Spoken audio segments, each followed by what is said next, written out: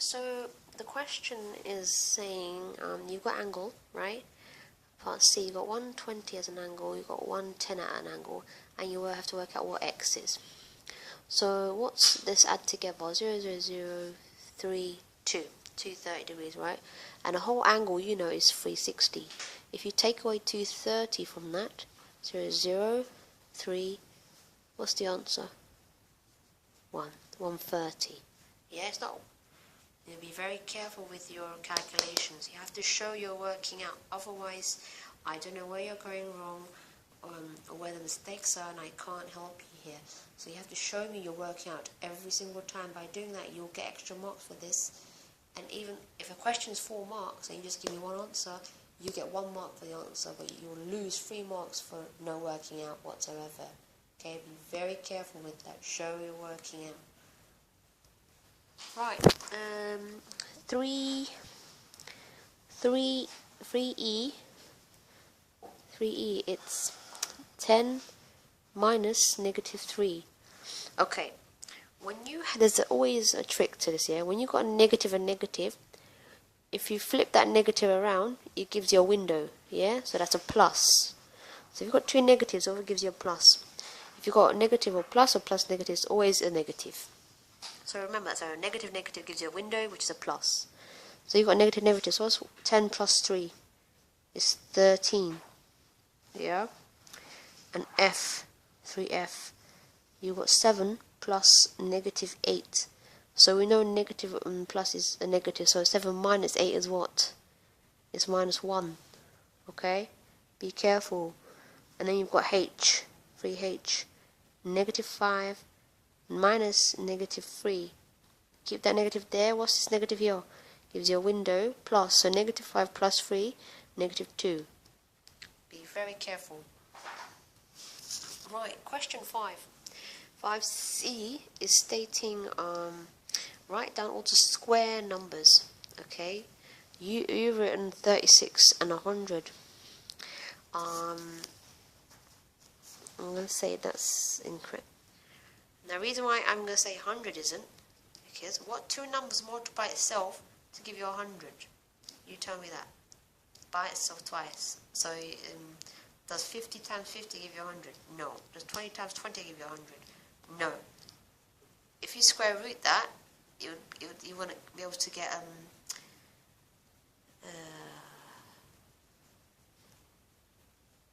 a complete number, basically. It would have to be a decimal. So that 100, you have to take rid of. 6 times 6 is 36. That's correct. Well done. But you've also got 121.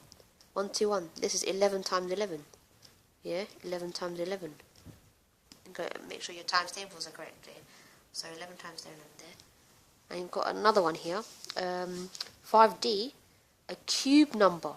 A cube number is the same number times by itself 3 times. So when we look at your numbers here, you've got 3600, 7162, 343, 121. You've written 36 and 62. What? So 6 times 6 times 6 gives you 36? No. 2 times 2 times 2 gives you 36? No. 4 times 4 times 4 gives you 36? No. 5 times 5 times 5 gives you 36? No. So 36 is not a cube number. You've also written 62. What number multiplied by itself to give you 36 and 62? There actually isn't a number that gives you 62 is also not a cube number. The only cube number you have here is 343. Let's try this. Let's put a number in. Let's put 4, right? So 4 times 4 is 16. 16 times 4 is what? 16 times 4 times 2, 24. 2. 4 times 1 is 4, 64. Nope, that's not it. Let's put in, I'm going to put in 7. 7 times 7 is what? Is 49. 49 times 7.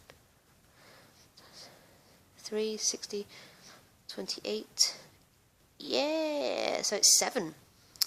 So it does. So 343 is the only cube number that I could actually find in this case. So be careful, right? That's what cube number is, and that's what square number is. Right, the exam paper, question 2. Daniel buys 1 loaf of bread costing £1.18. Okay. 1 tub of spread costing 94p. and 2 jars of strawberry jam. Okay, Daniel pays for the £5 note, right? He gets 30p change. Work out one jar of jam. Okay, so let's work this out. So he's bought £1.18 plus 94, which is what? Let's work that out. 4, it's 12, carried a 1, 11, decimal point, carried a 1. It's £2.12p there, yeah?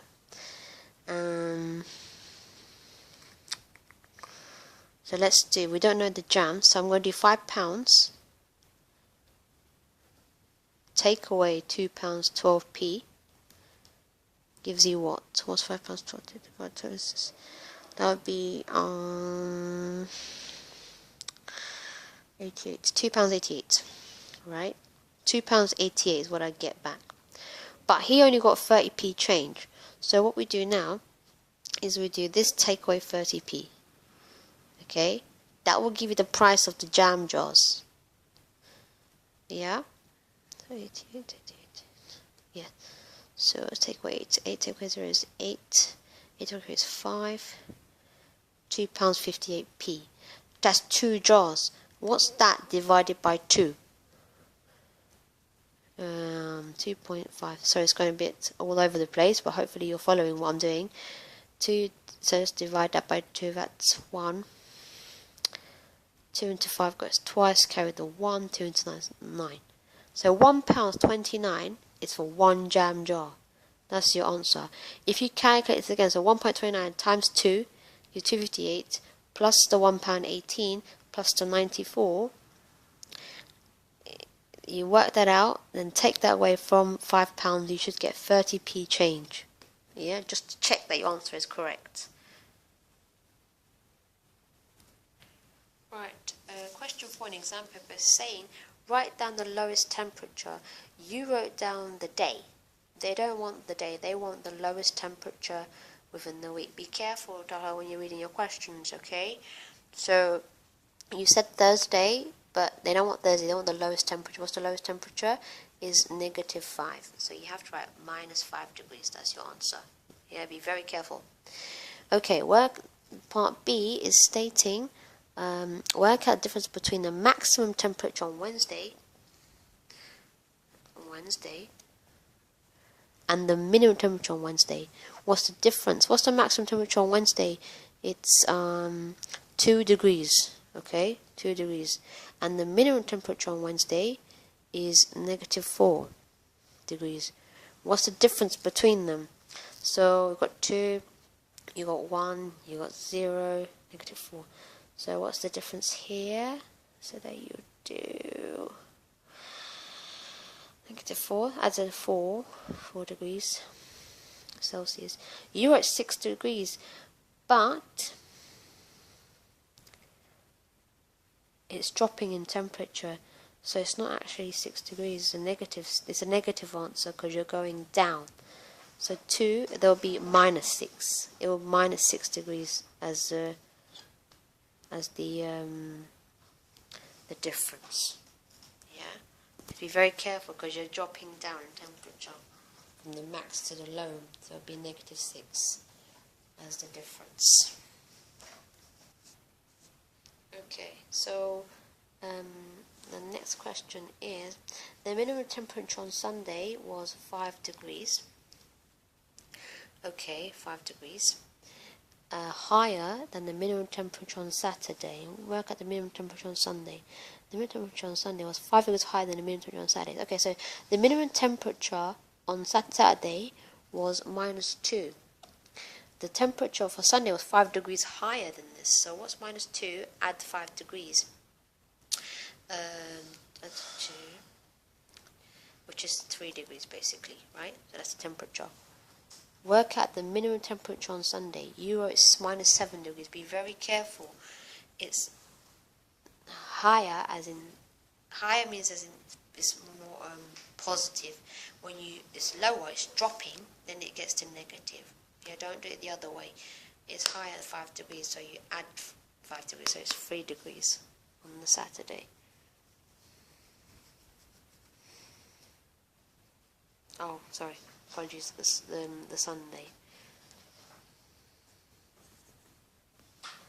So the answer is 3 degrees. You're going the other way.